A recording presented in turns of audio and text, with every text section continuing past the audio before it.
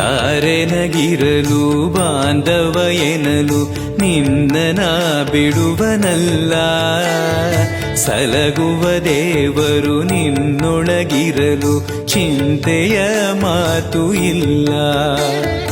ಯಾರೆನಗಿರಲು ಬಾಂಧವ ಎನಲು ನಿನ್ನ ಬಿಡುವನಲ್ಲ. ಸಲಗುವ ದೇವರು ನಿನ್ನೊಳಗಿರಲು ಚಿಂತೆಯ ಮಾತು ಇಲ್ಲ. ಭಾರವೆಂದು ಎನ್ನ ಎಣಿಸಲರೆ ಕಾಯೋ ಗುರು ರಾಘವೇಂದ್ರ.